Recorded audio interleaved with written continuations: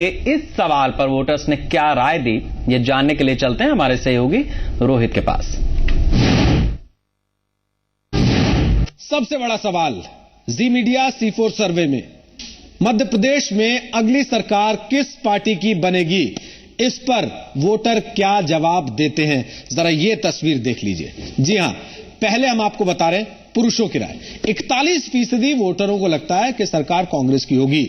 49% पुरुष वोटर मानते हैं कि नहीं, सरकार बीजेपी की होगी। और 10% पुरुष वोटरों का कहना है कुछ कहा नहीं जा सकता, पता नहीं किसकी सरकार बन जाए। यही सवाल जब महिलाओं से पूछा जाता है तो महिलाएं क्या जवाब देती हैं? बराबर बराबर। 44% को लगता है कांग्रेस, 44% को लगता है बीजेपी और 12% को लगता है पता नहीं। यही सवाल लेकर जब हम ग्रामीण और शहरी इलाके के वोटरों के बीच गए हैं तो देखिए, शहर का वोटर सीधे सीधे तौर पर बीजेपी के पक्ष में दिखाई पड़ता है। वो कहता है कि अगली सरकार बीजेपी की होगी, क्योंकि 57% वोटर उसके पक्ष में वोट करते हुए दिखाई पड़ते हैं इस सर्वे के दौरान। 29% कांग्रेस के पक्ष में अपनी बात कहते हैं और 14% को पता नहीं कि किसकी सरकार बन जाए। अब यही सवाल जब ग्रामीण वोटर से पूछा जाता है तो देखिए कैसे तस्वीर बदलती है। 49% कांग्रेस को कहता है कि कांग्रेस की सरकार बनेगी, ग्रामीण वोटर, और 42% कहता है कि बीजेपी की सरकार बनेगी और 9% का जवाब होता है पता नहीं। ठीक है, पुरुष और महिलाएं दोनों क्या कह रही हैं, ये मिजाज हमने जाना। हमारे साथ हमारे मेहमानों का पैनल मौजूद है जो इस पर अब अपनी राय रख रहा है, क्योंकि तस्वीर लगभग सर्वे के मुताबिक जो एक अनुमान भर सामने निकल कर आए वो स्थिति सामने आ गई है। प्रहलाद पटेल जो मजदूर महासंघ के राष्ट्रीय अध्यक्ष भी रह चुके और पूर्व केंद्रीय कोयला मंत्री भी रह चुके। प्रहलाद जी, चूंकि आप मजदूरों से जुड़े हैं, उनकी बातें जानते हैं, अगर मैं मध्य प्रदेश की बात करूं और यहां पर बीजेपी बस एक परत दर परत की अगर बात करो, एक बस जरा सा ही विरोध है पार्टी के भीतर, ऐसा हो नहीं सकता। एंटी इनकम्बेंसी का आप शिकार हो रहे हैं। नोटा को लेकर आपकी पार्टी कितना सजग है, और खासतौर पर अगर आप मजदूरों से जुड़े तो ह्यूमन ट्रैफिकिंग यहां राज्य की सबसे मुख्य दिक्कत और प्रॉब्लम के रूप में सामने आया है। निहारिका जी, मैंने असंगठित क्षेत्र के मजदूरों के बीच में काम किया है देश भर में। मैं विश्वास के साथ तरफदारी नहीं करता हूं। आप आंकड़े भी उठाकर देखेंगे तो पूरे देश में सबसे सरलतम प्रक्रिया का रजिस्ट्रेशन की है तो वो मध्य प्रदेश में है।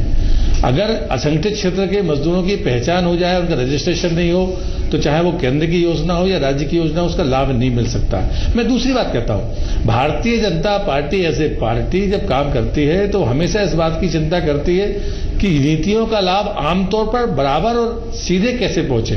अगर हम सड़क का दावा करते हैं या बिजली का दावा करते हैं या किसी भी वयस्क बच्ची के विवाह की बात करते हैं तो वर्ग, जाति और धर्म से हटकर हमने काम किया, जो हम पर कई बार हम पर उंगलियां उठती। ठीक है प्रहलाद जी, लेकिन ये बताइए कि शहर और गांव की जो सीटों का आंकड़ा है उसमें जो चॉइस है, लोगों की जो पसंद हमने जानी, उसमें शहर का 29% वोटर कहता है कांग्रेस के साथ और 49% कहता है कांग्रेस के साथ गांव का, जबकि आपके साथ गांव में सिर्फ 42%। ये आप खाई कैसे पाटेंगे? गांव की सीटें आपके पास है, गांव का वोटर आपके पास है, खिसक रहा है। नहीं, मुझे लगता है कि हमारे कांग्रेस के मित्र जब कह रहे थे, इंदौर की बात कर रहे थे, तो यही बात मैं कह रहा हूं।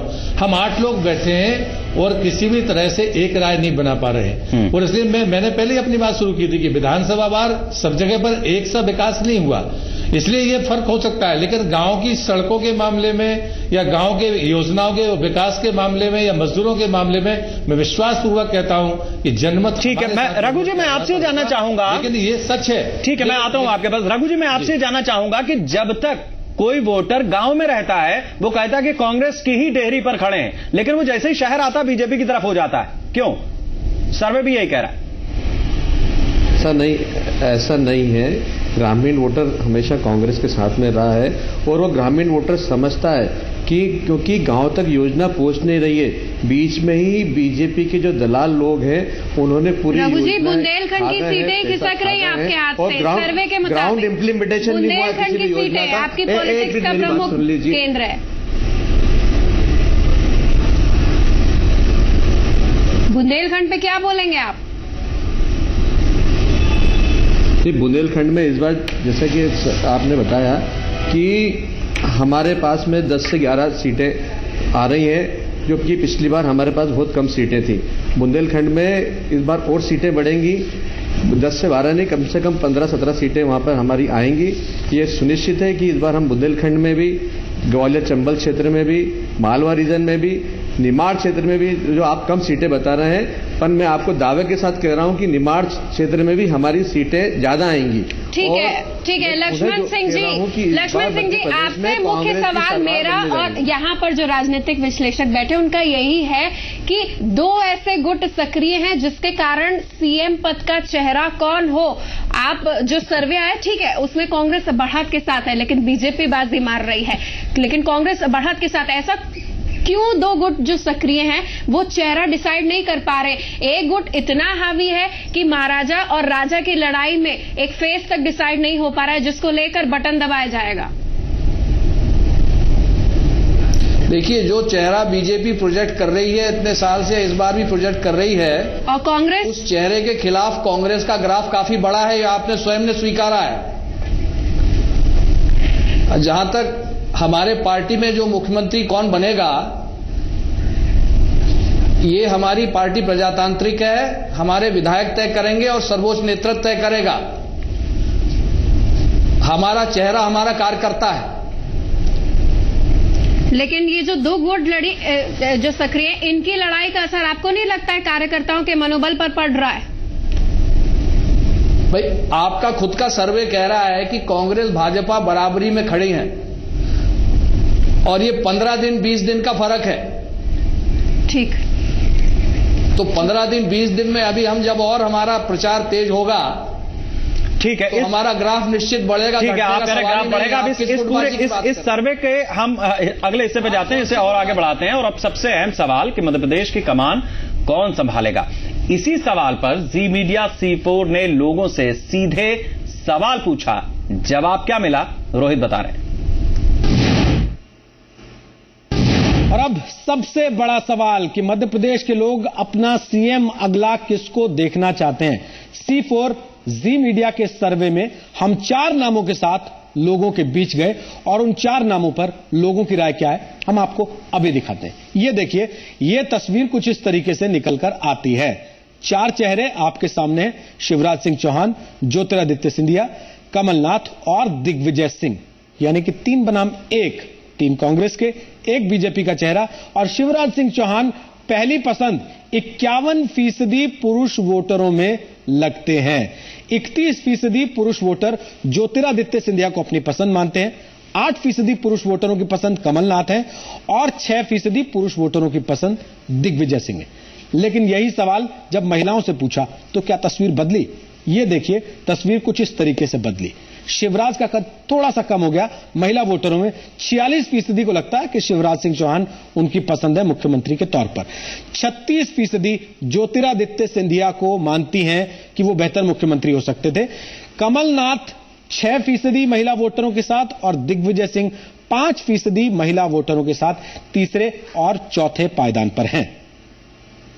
अब इसी तस्वीर को बदलिए और फिर देखिए शहरी और ग्रामीण वोटर का जो तुलनात्मक अध्ययन है वो क्या कहता है। शिवराज सिंह चौहान शहर में ज्यादा पॉपुलर नजर आते हैं, 59% शहरी वोटर उनको पसंद करते हैं, जबकि शहरों में रहने वाले 24% लोग ज्योतिरादित्य को सीएम बनते देखना चाहते हैं। ग्रामीण में यह तस्वीर अगर हम बदलें किस तरीके से होगी वो भी आपके सामने रख देते हैं। यह देखिए, ग्रामीण में 43% के साथ शिवराज सिंह चौहान पहली पसंद है और ज्योतिरादित्य सिंधिया 37% के साथ दूसरी पसंद है। इसके बाद कमलनाथ और दिग्विजय सिंह का नंबर आता है।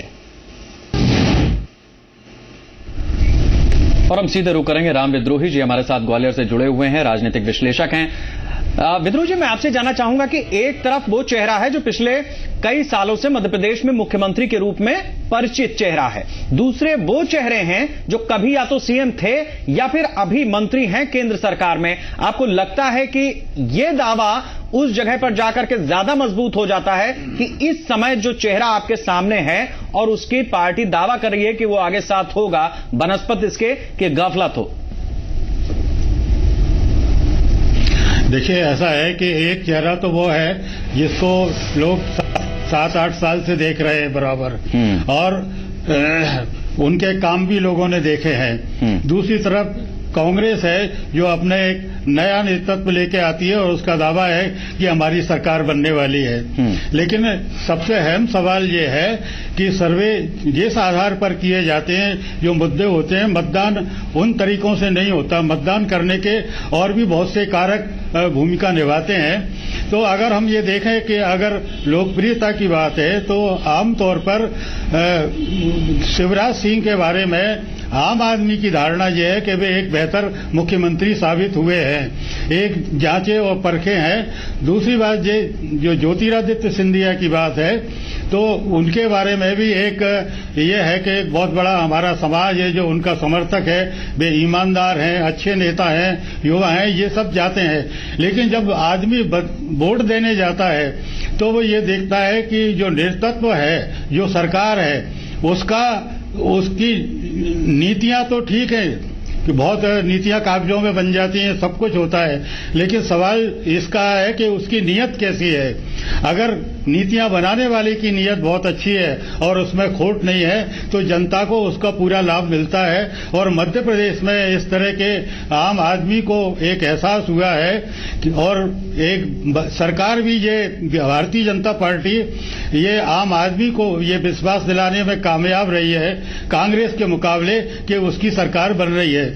यहाँ तक बात है, हर चुनाव आते हैं जो सत्ता के दावेदार होते हैं, हमारे मध्य प्रदेश में तो दो ही दल हैं, कोई तीसरी ताकत नहीं है, तो स्वाभाविक रूप से बगावत की बात लेकिन इसमें अन्य, ठीक है, एमपी में अन्य और बीएसपी 6% की ताकत के साथ अब इस सर्वे के मुताबिक कम से कम बताया जा रहा है। हालांकि पिछली बार उसके 4-4.5% वोट थे। शिवा जी, मैं आपसे जानना चाहूंगा कि जिस तरीके से एक व्यक्ति या एक चेहरा आगे करके अब चुनाव लड़ने का एक ट्रेंड सा हम देख रहे हैं, उसमें पार्टी पीछे खड़ी हो जाती है, क्या हम इस बात को समझने के लिए तैयार हैं कि अब एंटी इनकम्बेंसी कहीं पीछे छूट रहा है, कम से कम इन चुनाव में, और जो चेहरा है वो हावी हो रहा है अपने मुद्दों के साथ? देखिए, एक चीज जो रही है खास करके मध्य प्रदेश के संदर्भ में, जब हम देखते हैं एक चेहरे की जो बात कहती है कि नेतृत्व कैसे दिया पूरे प्रदेश को, और उसको जब आप दूसरे नेताओं से कंपेयर करते हैं जो कांग्रेस के रहे हैं, उनके साथ जब आप कंपेयर करते हैं तो आप पाते हैं कि एक चेहरा जो है उसने कहीं ज्यादा लोगों का जो कॉन्फिडेंस है उसको ज्यादा पाया। तो ये कॉन्फिडेंस का जो जहां तक सवाल है कि ये हर वक्त लीडरशिप के लिए जरूरी नहीं कि वो सब कुछ करे, पर ये लोगों में जब ये विश्वास होता है कि ये कर सकता है तो लोगों का उसमें विश्वास होता है और उस चेहरे की तरफ जाता है कि वो सोचता है कि ये जो है हमारा काम आगे करेगा। और सिंधिया पे फोकस आपका है, इस पे कर सकता है, क्योंकि सिंधिया भी सामने निकल कर आए सर्वे के अनुसार। ग्रामीण इलाकों की अगर मैं बात करूं तो देखिए, अगर आप पूरे ग्राफ को देखें, हर जगह जो है शिवराज का जो परसेंटेज जितना भी रहा है इस सर्वे के हिसाब से वो हर जगह ज्यादा रहा है, चाहे महिलाओं में हो, चाहे पुरुषों में, चाहे गांवों में हो, चाहे शहरों में। मैं उसी के कंपैरिजन में कह रहा हूं। देखिए, ज्योतिरादित्य सिंधिया के साथ कुछ एडवांटेजेस हैं युवा होने का, पर उनके साथ कुछ बैगेजेस भी हैं जिसको कि कई बार कांग्रेस जो है खुद उसको जो है उनको बहुत अच्छा नहीं लगता है। बहुत से कांग्रेसी इस वजह से है ज्योतिरादित्य सिंधिया से कटना चाहते हैं। और ये चीज जो है जब वोटरों की बात आती है वो भी इन चीजों को समझते हैं, क्योंकि सवाल ये है कि उनके साथ अगर उनके पास जाते हैं तो कैसा व्यवहार होता है, इनके पास जा रहे हैं तो कैसा व्यवहार होता है, ये सारी चीजें उस कॉन्फिडेंस के दायरे में आता है। और इसकी वजह से अगर आप देख रहे हैं कि एक व्यक्ति को 51% से लेकर 53% तक मिल रहा है, 43% तक, तो इसका मतलब यह है कि आम जनता जो है वो समझ रही है कि ये आदमी जो है हमें एक बेहतर जिंदगी दे सकता है, हमारे लिए बेहतर काम कर सकता है, इसलिए वो उसके तरफ। ठीक है, एक बहुत जल्दी से प्रेमचंद जी मैं आपसे जानना चाहूंगा कि किस पार्टी की सरकार बनेगी, और जब मुख्यमंत्री का चेहरा, ये दो चीजें, दो सवाल हम देखते हैं तो हम ये देखते हैं कि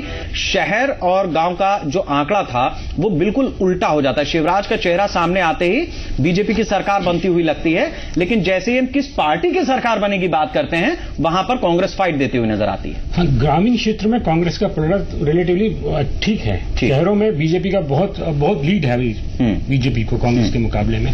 और एक और बात बताऊंगा कि इनकम्बेंट चीफ मिनिस्टर को हमेशा परसेंटेज उनका 50% से ज्यादा रहता है। अगर आप पिछले राजस्थान चुनाव भी देखिए, वसुंधरा राजे का भी बहुत अच्छा परसेंटेज था, 55% उनको प्रेफर्ड चीफ मिनिस्टर कहते थे। हाँ। इसके बावजूद बीजेपी हारी।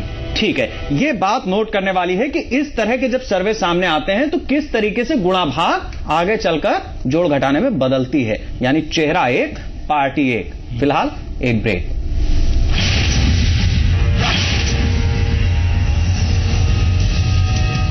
प्रायोजक हैं सेरा, रिफ्लेक्ट्स, माई स्टाइल और TVS sport. My favorite fashion recommendation for the season? Snow White. Inspired by my Sarah Snow White. Sarah reflects my style.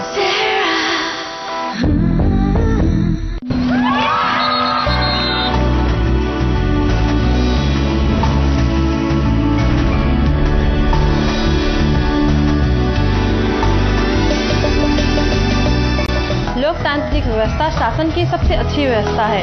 मतदान करना हमारा अधिकार है, उसका उपयोग अवश्य करना चाहिए। प्रदेश के सभी मतदाता गणों से मेरा अनुरोध है कि लोकतंत्र को मजबूत बनाने हेतु भय एवं लोभ से मुक्त होकर राज्य में होने वाले विधानसभा चुनाव 2013 के दौरान अपने बहुमूल्य मत का उपयोग अवश्य करें। अधिक जानकारी हेतु हमारी वेबसाइट ceo.chhattisgarh.nic.in पर लॉग ऑन करें। मुख्य निर्वाचन पदाधिकारी छत्तीसगढ़ द्वारा जनहित में जारी। हम सब ने देखा था एक सपना, तरक्की की राह में अग्रसर होगा हरा भरा प्रदेश अपना। सपने हमारे सब टूट गए, 10 वर्षों में हम पिछड़ गए। किसानों से हैं झूठे वादे और दमन, प्रदेश में नहीं है अब कहीं अमन। किसान यहाँ है लाचार, जो पहले था खेतों का मालिक अब बन गया है बनिहार। प्रदेश को लुटने से बचाओ, छत्तीसगढ़ में कांग्रेस लाओ। जो भी देखे बस देखता रह जाए, जब त्वचा गुनगुनाए। कोकोनट के गुणों वाला वीनस सोप। अब त्वचा को गुनगुनाने दो। बेरोजगारी, असमानता और निराशा, क्या यही था युवाओं का सपना जो छत्तीसगढ़ राज्य निर्माण के साथ उन्होंने देखा था? वो भी बनना चाहते थे तरक्की में भागीदार, परंतु युवाओं के लिए झूठे वायदे ही बोए और झूठे वायदे ही काटे। युवाओं अब संकल्पित हो जाओ, कांग्रेस लाओ, छत्तीसगढ़ बचाओ। सन ज्वेलर्स लाए हैं बड़ा ऑफर, बड़ी खुशियाँ सीजन 5, जहां प्रत्येक 10,000 के आभूषणों की खरीदी पर आप पाएंगे लाखों के उपहार जीतने का मौका। सन ज्वेलर्स, शुद्धता ही हमारी पहचान। हम सब ने देखा था एक सपना, तरक्की की राह में अग्रसर होगा हरा भरा प्रदेश अपना। सपने हमारे सब टूट गए, 10 वर्षों में हम पिछड़ गए। किसानों से हैं झूठे वादे और दमन, प्रदेश में नहीं है अब कहीं अमन। किसान यहाँ है लाचार, जो पहले था खेतों का मालिक अब बन गया है बनिहार। प्रदेश को लुटने से बचाओ, छत्तीसगढ़ में कांग्रेस लाओ। आप हर चीज परख कर देखकर खरीदते हैं ना? एक जिम्मेदार व्यक्ति होने की निशानी है ये। घर चलाने की जिम्मेदारी जो आप पर है, लेकिन बस इतनी ही जिम्मेदारी नहीं है आपकी, देश चलाने की जिम्मेदारी भी आपकी है। आवश्यक रूप से मतदान करना आपकी सबसे बड़ी जिम्मेदारी है। शासन करने वालों का चुनाव करता है आपका वोट। सच्चे और जिम्मेदार नागरिक बने, मतदान अवश्य करें। पहले मतदान, फिर दूजा काम। ऐसे बुलबुले ही तो दिखाए मध्य प्रदेश की भाजपा सरकार ने, पर जमीनी हकीकत पूंजी निवेश के सिर्फ दावे। लाखों युवा बेरोजगार, 44% बच्चे कुपोषण से पीड़ित। ये कैसा विकास? घोषणा पर घोषणा, घोषणा पर घोषणा। इसके अलावा और क्या किया है भाजपा सरकार ने? विकास के नाम पर ठेंग, भ्रष्टाचार मुक्त ईमानदार शासन का दावा। व्यापक खनिज, डंपर, रेत जैसे कई घोटाले, पर मध्य प्रदेश अब मांग रहा है सच्चा विकास। इसलिए सबकी पुकार कांग्रेस इस बार। सबकी पुकार कांग्रेस इस बार। मध्य प्रदेश कांग्रेस।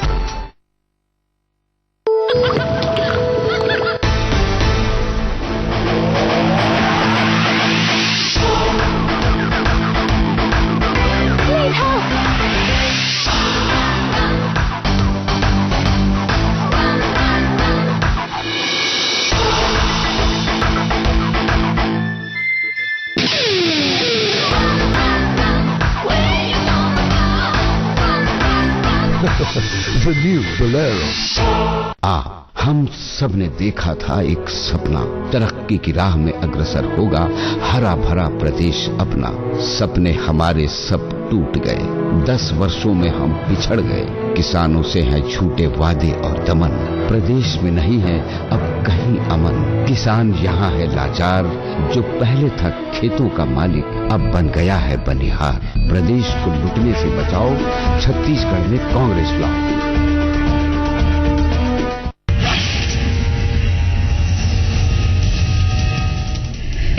14वीं विधानसभा का एक महत्वपूर्ण रण है। 230 सीटों में कुछ सीटों पर हमने सैंपल सर्वे किया, जिस पर जो नतीजा आया है, जो एक महज एक अनुमान भरा है, उसमें एक पतली सी धागा दिख रहा है, सियासी धागा है कांग्रेस और बीजेपी के बीच में। जहां कांग्रेस बढ़त के साथ है, वहीं बीजेपी रिटेन कर पाए, ये थोड़ा मुश्किल हो रहा है। लेकिन सीएम फेस की बात करें, पॉपुलैरिटी की बात करें, तो शिवराज ने बाजी मारी है, ये सर्वे कह रहा है। ग्रामीण क्षेत्रों का अलग रुख है, शहरी क्षेत्रों का अलग रुख है। आपसे कुछ देर पहले कांग्रेस दफ्तर मुख्यालय पे किस तरीके का बवालिया स्थिति बनी थी, किस तरीके से गुटबाजी और सिटिंग गेटिंग का फॉर्मूला वहां पर था, कोटा परमिट का फॉर्मूला साफ दिख रहा था। हमारे रिपोर्टर गौरव ने बताया। अब हम रुक करते हैं, अतुल पाठक हमारे संवाददाता भोपाल बीजेपी दफ्तर के बाहर मौजूद है। अतुल, 25 नवंबर से पहले बीजेपी में चल क्या रहा है, ये बताइए। देखिए, बीजेपी में इस समय बवाल है, बीजेपी में इस समय उफान है और खासतौर पर टिकट के वितरण को लेकर खासा असंतोष कार्यकर्ताओं में देखने को मिल रहा है, क्योंकि एक अनार 100 बीमार वाली स्थितियां हैं। भारतीय जनता पार्टी की हर एक सीट पर कई दावेदार हैं जो अपनी दावेदारी पेश कर रहे थे, लेकिन पार्टी के सामने मजबूरी ये है कि वो टिकट एक को ही दे सकती है। तो जिसको टिकट नहीं मिलता वो कहीं ना कहीं नाराज हो जाता है और उसकी नाराजगी का खामियाजा पार्टी को उठाना पड़ता है। और इसका खामियाजा भी आप देखेंगे किस तरह से कुछ देर पहले पार्टी के दफ्तर में तोड़फोड़ हुई है। तो तोड़फोड़ पर भी कार्यकर्ता उतारू हो गए हैं, यानी अनुशासित पार्टी के कार्यकर्ता अनुशासनहीन हो गए हैं और कानून अपने हाथ में ले रहे हैं। तो कुल मिलाकर इस बीजेपी की अंदरूनी स्थिति का अंदाजा आप इस उठापटक से लगा सकते हैं। तो ये हालात हैं भारतीय जनता पार्टी के। तो निश्चित तौर पर जो चुनावी मुकाबला होने वाला है, वो चाहे भारतीय जनता पार्टी हो चाहे कांग्रेस हो, इनके लिए आसान नहीं होने वाला। बिल्कुल, रतलाम की बात करें, भोपाल उत्तर की बात करें, यहाँ पर कंट्रोवर्सी साफ तौर पर देखने को मिली थी। 24 सिटिंग एमएलए का पत्ता काट दिया गया और आरिफ बेग को जो टिकट मिला है, मांगीलाल ने सीधे सीएम की क्रेडिबिलिटी पर सवाल उठा दिया। ये कुछ हो रहा है बीजेपी के भीतर, शेखर। बिल्कुल, इसमें कोई दो राय नहीं है। प्रहलाद जी, मैं आपसे यही सवाल पहले भी कर रहा था कि ये बीमारी तो है ना, आपकी पार्टी में भी है और कांग्रेस में भी है, कि आप लाते कहीं से हैं किसी को और उसके बाद टिकट दे देते हैं। और जो स्थिति है यहां, तो आपका अपना ही शीशे तोड़ रहा है पार्टी दफ्तर में। नहीं, मुझे लगता है कि पहले मैं आपकी उस बात का जवाब देता हूं कि नेता हमारा आगे, नीतियों पर हमें समर्थन, और जो घटना आप बता रहे हैं ये वास्तव में भारतीय जनता पार्टी के लिए तो दुखद है। हम सबके लिए ये आश्चर्य पैदा करने वाली है। ये सच है कि जब कभी वातावरण में कोई गंदगी आती है तो उसका थोड़ा बहुत असर शायद हमारी तरफ भी हुआ है। ये हमारे लिए चिंतन का विषय भी है और चिंता का विषय है। मैं इसको डिफेंड नहीं करता हूं। मैं दो मामलों में आपसे स्पष्ट कर दूं कि कभी भी मैं डिबेट पे जाता हूं, एक तो भ्रष्टाचार के मामले में हमेशा कहता हूं कौन छोटा चोर है कौन बड़ा चोर है, इस बहस की बजाय भ्रष्टाचार के खिलाफ लड़ने की बारे में सोचिए। दूसरी बात आती है अनुशासन पर। मैं इस बात को पूरी ईमानदारी से मानता हूं कि विचारधारा के आधार पर पार्टियां मत मांगने जाएं। नेता का जहां सवाल है, क्योंकि हमारा एक लाइन जो स्थिति कार्यालय में बनी है, हमारा सर्वे यही बता रहा है कि आप पार्टी के मौके पर जब जाते हैं ना, जब भारतीय जनता पार्टी की बात होती है तो आपकी पार्टी पीछे नजर आती है। जब शिवराज सिंह चौहान का नाम सामने आता है, आपकी पार्टी आगे बढ़ती हुई नजर आती है। कहां कंट्रोल करेंगे आप? अफसोस जताकर चुनाव थोड़ी जीत पाएंगे। नहीं, मुझे लगता है कि मैं इस बात को पूरी तरह से इसलिए नहीं स्वीकार नहीं कर पाता हूं क्योंकि एक समय ये बात सच है कि हमारे पास में ठाकरे जी, माननीय प्यारेलाल जी जैसे नेता थे जिनकी सर्वमान्यता थी और इसलिए स्वराज जी के आगे होने और पार्टी पीछे होने का सवाल नहीं है। वो चूंकि लगातार अगर वो बेदाग तरीके से और बिना विवाद के कोई नेता है तो उनके पीछे चलने में क्या बुराई है। लेकिन हाँ, पार्टी के भीतर अगर अनुशासन के मामलों को हम विश्वसनीयता के साथ में घर में ठीक कर पाए, यही पार्टी की आदर्श परंपरा रही है। अगर उसमें कहीं खोट आई है तो हमारे दुख का विषय काफी महत्वपूर्ण है। बहरहाल आप हमारे साथ जुड़े, बहुत बहुत धन्यवाद आप सभी मेहमानों का हमारे साथ जुड़ने के लिए। जाते जाते लक्ष्मण जी से एक रिएक्शन लेना चाहूंगी। लक्ष्मण जी, आप आंकड़ा तो देख रहे हैं, उसमें सिंधिया का नाम आया, मुझे पता है अभी भी आप कुछ नहीं बोलेंगे, अभी भी आप कह देंगे कि आपकी पार्टी लोकतांत्रिक पार्टी है और उसमें महत्वपूर्ण फैसला चुनाव के बाद ही लिया जाएगा। बहरहाल उल्टी गिनती शुरू हो चुकी है, गुटबाजी सक्रिय, लेकिन फिर भी कांग्रेस थोड़ा बहुत आगे बढ़ रही बिना कुछ इतना महत्वपूर्ण किए हुए। अब मैं आपसे जानना चाहूंगी, 4 करोड़ वोटर्स हैं जिसमें 35% युवा हैं। राहुल गांधी, सिंधिया का प्रोजेक्शन है इनडायरेक्टली, परोक्ष रूप से, ऐसे में कि क्या ऐसा आप नया कर देंगे इस बार जो युवा जाकर पंजे पर हाथ अपना ईवीएम पे किस्मत कैद कर दे अपने वोट की? हमारे घोषणा पत्र का इंतजार करिए, घोषणा पत्र जारी होगा, उसमें तुष्टीकरण, स्पष्ट हो जाएगा। क्या उसमें भी तुष्टीकरण होगा घोषणा पत्र के जरिए कि सर्वधर्म की बात की जाएगी? आप कंक्लूजन बहुत जल्दी बना रही हैं, ले रही हैं, जरा रुकिए, घोषणा पत्र आने दीजिए। उससे पहले आप कुछ ना बोलेंगे? बहरहाल हम इंतजार करें राघवगढ़ में क्या होता है। शेखर, बिल्कुल, और जिस तरह से आप हमारे साथ रघु जी हैं, राम विद्रोही जी, मैं आपसे जानना चाहूंगा कि जिस तरह से यहां हमें सर्वे के जरिए समझ में आता है कि लोगों को जोड़ने में या जो आंतरिक विरोध है उससे पार्टियां जूझ रही, चाहे कांग्रेस हो चाहे बीजेपी, क्या आपको लगता है कि ये भारी पड़ेगा या फिर इसी का फायदा दरअसल वो अन्य उठाने वाले हैं जो हमारे सर्वे में 25 से 27% तक वोट पा रहे हैं? देखिए, हर चुनाव के वक्त पे ऐसे तमाशे हमको देखने को मिलते हैं। जो राजनीतिक महत्वाकांक्षा है वो पार्टी के अनुशासन को तोड़ने में बहुत बड़ी कारगर भूमिका निभाती है। लेकिन यहां तक मैं समझता हूं कि ऐसे लोग अपवाद के रूप में ही जीत कर आ पाते हैं, लेकिन इतना तय है कि ये चुनाव का खेल बिगाड़ने में माहिर हो जाते हैं। इसका नुकसान हो सकता है दोनों तरफ, जो आग लगी हुई है अनुशासनहीनता की, वो दोनों को ही नुकसान पहुंचाएगी और सबसे ज्यादा परेशानियां होंगी तो प्रतिद्वंदी से कम और अपने लोगों से ज्यादा होगी। ठीक है, रघु परमार जी, एक संक्षेप में अलायंस करेंगे, बीएसपी से अलायंस करेंगे अगर कांग्रेस को आगे बढ़ना है तो?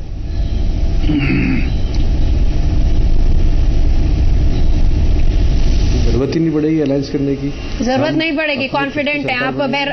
कॉन्फिडेंट हैं, ठीक है। जाते जाते मैं शिवाजी सरकार जी से रिएक्शन लेना चाहूंगी। शिवाजी सरकार, 14वीं विधानसभा की तस्वीर किस तौर पर, ये जो सर्वे है उस आधार पर आप डिराइव कर रहे हैं, कैसी तस्वीर आपको दिख रही है? देखिए, एक रिबल फैक्टर है, दोनों पार्टियों में काम करेगा और दोनों में शायद बराबरी काम करेगा। जिस तरह के रिबल फैक्टर्स हैं दोनों में ही, उसको लेते हुए और बाकी सारी चीजों को देखते हुए अगर आप देखें, ओवरऑल जो इवन ये जो सर्वे है, इसका जो प्रोजेक्शन है, उसका अगर टिल्ट अगर आप देखें तो कहीं ना कहीं वो बीजेपी के लिए फेवरेबल दिखता है। और उसको देखते हुए मैं मानता हूं कि जो भी सारे सिचुएशंस हैं, ये इस वक्त जो है बीजेपी के लिए ये कहना है कि बिल्कुल रॉम्प डाउन करके वो जीत जाएंगे, ऐसा नहीं लगता है। बट मार्जिनल एज जो है सारा उसमें, वो दिखता है कि बीजेपी की तरफ अभी है जी। आगे क्या रहेगा चुनाव के, क्योंकि चुनाव में कैंपेनिंग जब आते हैं, कैंडिडेट जब सामने आते हैं, उसके साथ साथ बहुत सारी चीजें चेंज होती है और दोनों बिल्कुल। जो आप बदलाव की बात कर रहे हैं, जनमन के बदलाव को विशेष तौर पर ध्यान रखना होगा अगर विशेष तौर पर बीजेपी को वापस हैट्रिक बनानी और कांग्रेस को सत्ता में वापसी की जो जद्दोजहद है उसको सफलतापूर्वक एक अंतिम रूप में सिंहासन पे विराजने के तौर पर देखना होगा। बहरहाल चेहरे का भी इंतजार है कि कांग्रेस का। बहरहाल आप सभी सम्मानित अतिथि हमारे साथ जुड़े, बहुत बहुत धन्यवाद आपका हमारे साथ जुड़ने के लिए। एक छोटे से अंतराल का वक्त, हम कोशिश करेंगे अपनी संवाददाताओं की टीम के द्वारा कि ग्राउंड रिपोर्ट क्या है, ग्राउंड रियलिटी का है, इसके बारे में जानेंगे। फौरन लौट रहे हैं।